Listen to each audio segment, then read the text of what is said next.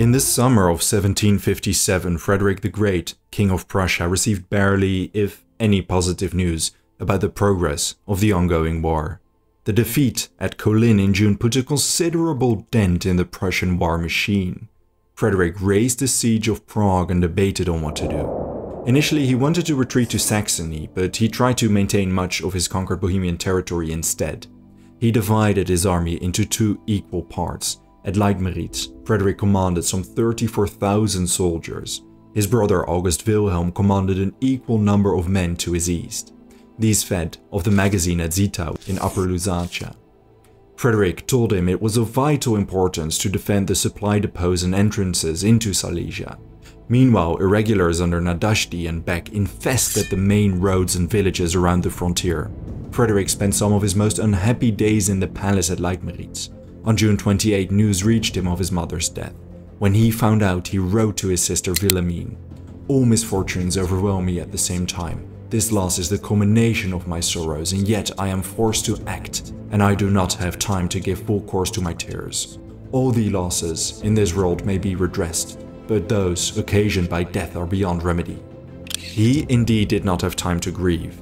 In Bohemia, 110,000 Austrians were ready to advance. To his east, 100,000 Russians under Field Marshal Stepan Apraksin moved against his duchy. To his west, 125,000 French were becoming a significant danger for his Hanoverian allies. Under Prince de Soubise, they already conquered Prussia's clave possessions, and a 70,000-strong army under Count d'Estrées now directed their march against Hanover. And to top it all off, another army, the 40,000-strong Reichsexecutionarmee, consisting of imperial soldiers commanded by Field Marshal Prince Joseph von Sachsen-Hildburghausen, were on the move to link up with the French. Through diplomacy, Prussia continued attempting to establish peace with France, to no avail. Worrisome news from Sweden reached Frederick as well. They were preparing an invasion force to seize Pomerania. It wouldn't be until September 13 till they landed, but it opened another front. Three main fronts opened: the south around Silesia and Saxony against the Austrians, the west against the French and Imperial Army, the east against the Russians. Facing over 400,000 hostile troops, Frederick amassed no more than 154,000 soldiers. Up to 64,000 were stationed on the Bohemian frontier against the Austrians. 10,000 remained in Brandenburg as reserves defending the capital and Pomerania. No more than 30,000 were dispatched to East Prussia under 70-year-old Field Marshal Hans von Lewald. An additional 54,000 soldiers, although many of them were British and Hanoverian, served under the Duke of Cumberland against the advancing French and Imperial Army. The first action occurred on the Bohemian front. Contrary to Frederick's expectations, the Austrians focused their assault to the east against August Wilhelm's army. This was entirely unexpected, and it showed.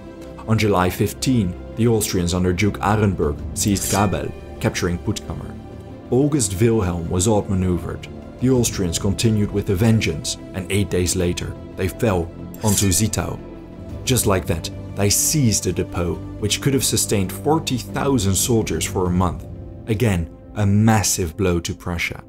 The Austrians used Zittau as a springboard to launch raids into Silesia throughout the summer.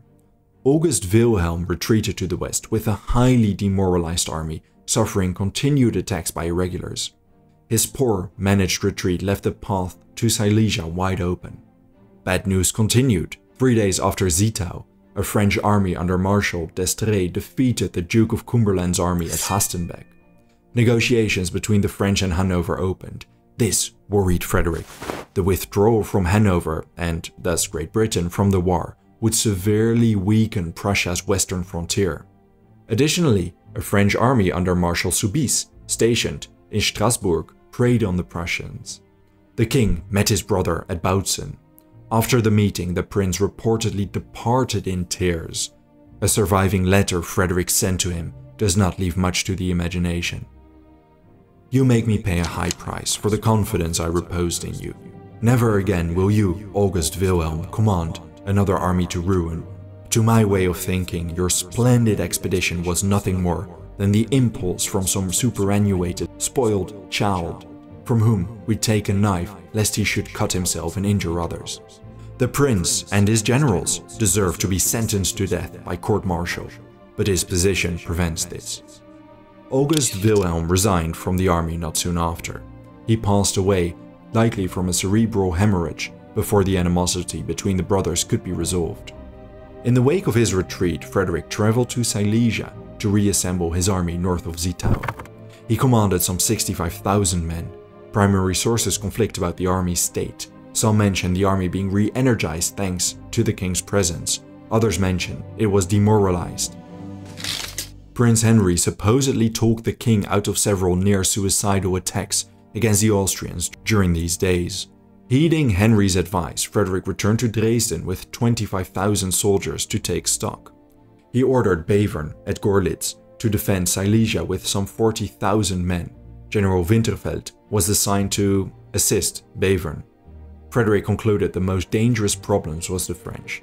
They even refused his peace offerings, promising millions of thalers as indemnity.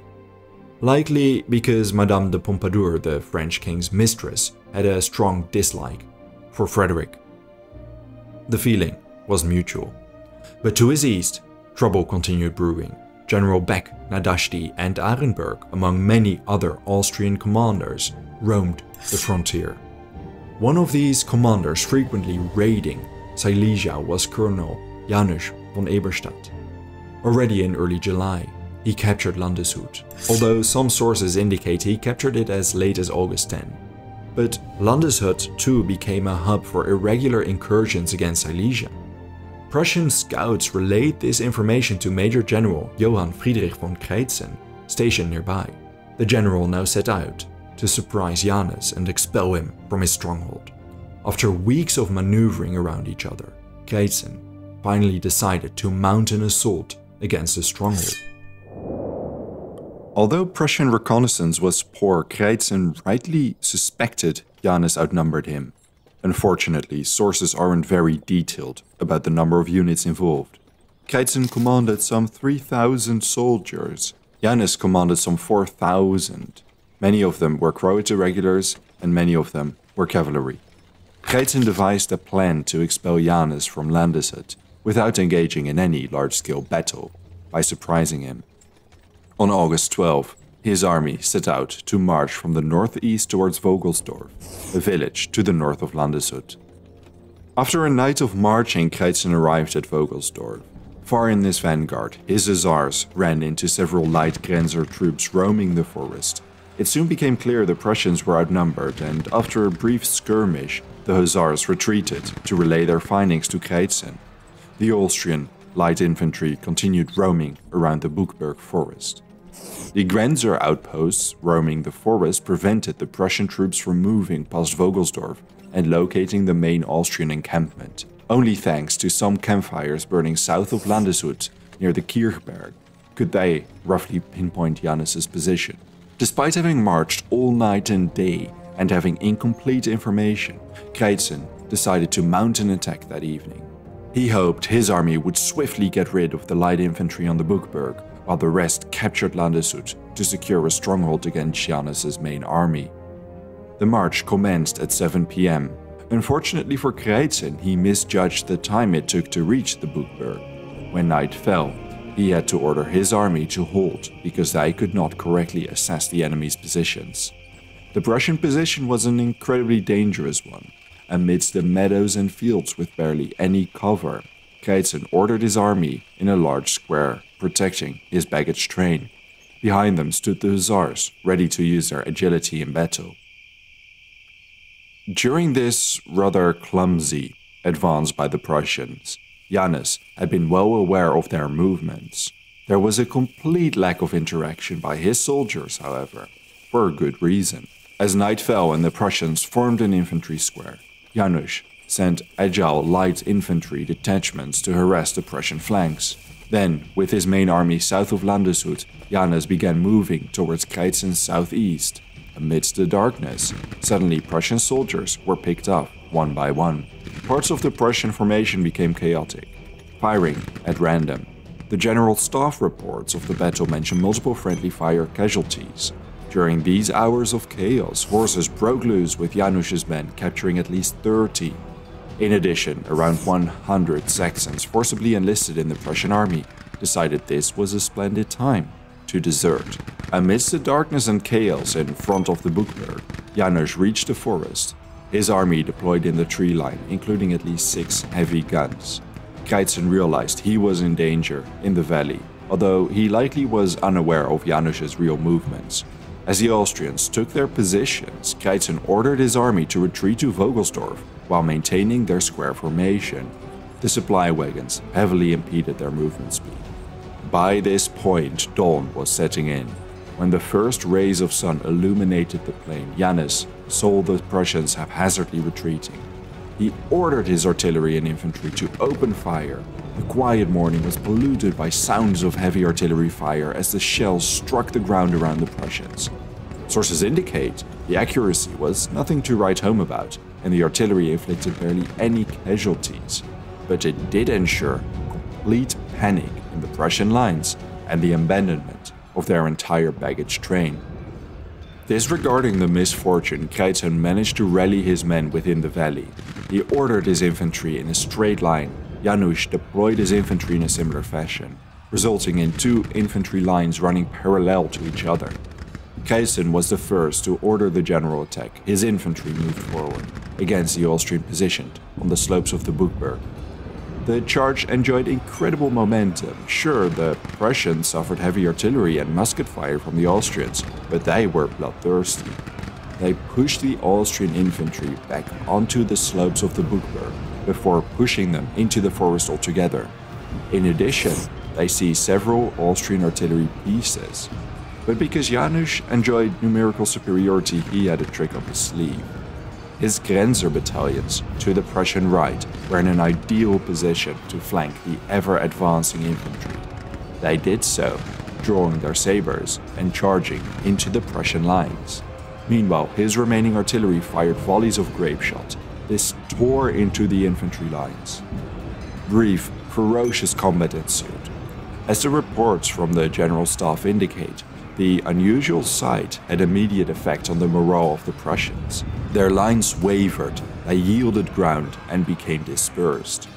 The combination of grape shot, the flanking, and close combat in the tree line mauled the infantry. Before too long, the Prussian lines broke entirely, and the surviving infantry soldiers retreated, suffering fire along the way. Because the Prussian infantry body deteriorated into chaos, several units fled in the wrong direction. In total, the Prussians lost 1,337 men and 30 officers. The Austrians captured most of them. Among them was an entire battalion, which ended up surrounded and forced to surrender. The Austrians lost 3 officers and 96 men. The Battle of Landeshut was nothing more than a footnote, if that, in literature about the 7 Years' War. But it perfectly illustrates the trouble for Prussia during this conflict.